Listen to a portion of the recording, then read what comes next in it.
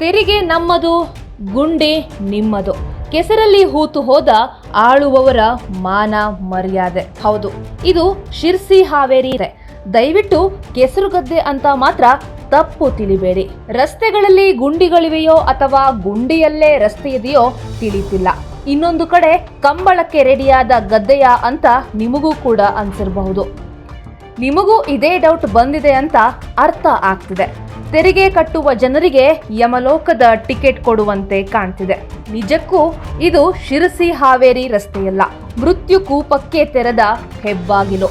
5 ವರ್ಷಗಳ ಆಮೆಗತಿಯ ಕಾಮಗಾರಿ ಈ ಹಂತದಲ್ಲಿದೆ. ಸರ್ಕಾರದ ಪಾಲಿಗೆ ಇದು ಕೇವಲ ರಸ್ತೆ ಕಾಮಗಾರಿ ಇರಬಹುದು, ಗುತ್ತಿಗೆದಾರರಿಗೆ ಇದು ಟೆಂಡರ್ ಆಗಿರಬಹುದು. ಆದರೆ ನಿತ್ಯವೂ ಸಾವಿರಾರು ವಾಹನಗಳು ಓಡಾಡುತ್ತಿರುತ್ತವೆ. ಇಲ್ಲಿಯ ಸಾರ್ವಜನಿಕರಿಗೆ ಇದು ನಿತ್ಯ ನರಕ ದರ್ಶನ. ಶಿರಸಿ ಹಾವೇರಿ ರಸ್ತೆ ಈಗ ಗದ್ದೆಯೂ ಹೌದು, ಯಮಲೋಕದ ಹಾದಿಯೂ ಹೌದು. ಮಳೆಗಾಲ ಹತ್ರ ಬರ್ತಿದ್ದಂತೆ ರಸ್ತೆ ಅಗಲೀಕರಣ ಮಾಡಲಾಗಿದೆ. ಎಲ್ಲೆಲ್ಲೂ ಧೂಳು, ಜಲ್ಲಿ, ಕಲ್ಲು.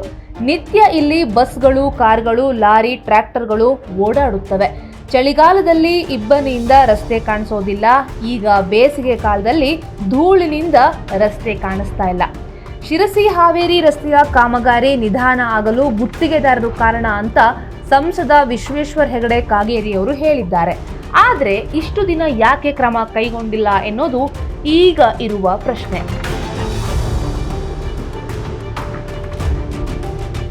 ಮಳೆಗಾಲ ಹತ್ರ ಇದೆ ಅಂದಾಗ ರಸ್ತೆ ಕೆಲಸ ಶುರು ಮಾಡೋದು, ಆಮೇಲೆ ಮಳೆಗಾಲ ಅಂತ ಕೆಲಸ ನಿಲ್ಲಿಸೋದು ರೂಢಿಯಾಗಿ ಬಿಟ್ಟಿದೆ.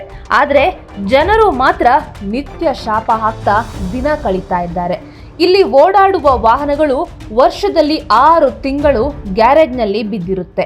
ಇನ್ನು ಇಲ್ಲಿನ ಜನರಂತೂ ತಿಂಗಳಲ್ಲಿ 10 ದಿನ ಆಸ್ಪತ್ರೆ ಮುಂದೆ ನಿಂತಿರ್ತಾರೆ. ಈ ಬಾರಿ ರಸ್ತೆ ಮಾಡಿಕೊಟ್ಟಿಲ್ಲ ಅಂದರೆ ರಸ್ತೆಯನ್ನ ಬಂದ್ ಮಾಡ್ತೀವಿ, ದೊಡ್ಡ ದೊಡ್ಡ ಹೊಂಡ ಹೊಡೆದು ಇಡ್ತೀವಿ, ಜೈಲಿಗೆ ಹೋದ್ರೂ ಚಿಂತೆ ಇಲ್ಲ ಅಂತ ಇಲ್ಲಿನ ಜನರು ಹೇಳ್ತಾ ಇದ್ದಾರೆ.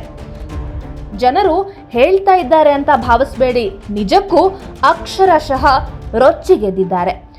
ಒಟ್ಟಿನಲ್ಲಿ ಜನರಿಗೂ ಈ ಸರ್ಕಾರದ ಭರವಸೆಯ ಮಾತು ಕೇಳಿ ಕೇಳಿ ಸಾಕಾಗಿದೆ.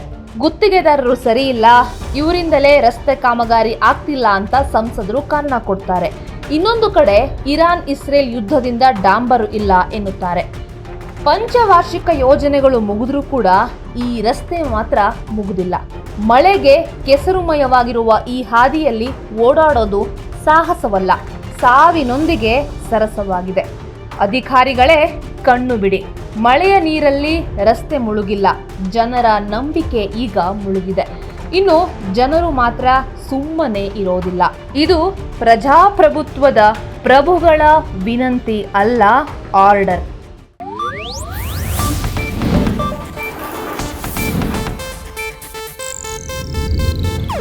ಇದು ಏಷ್ಯಾನೆಟ್ ನ್ಯೂಸ್ ನೆಟ್ವರ್ಕ್ ಪ್ರಸ್ತುತಿ.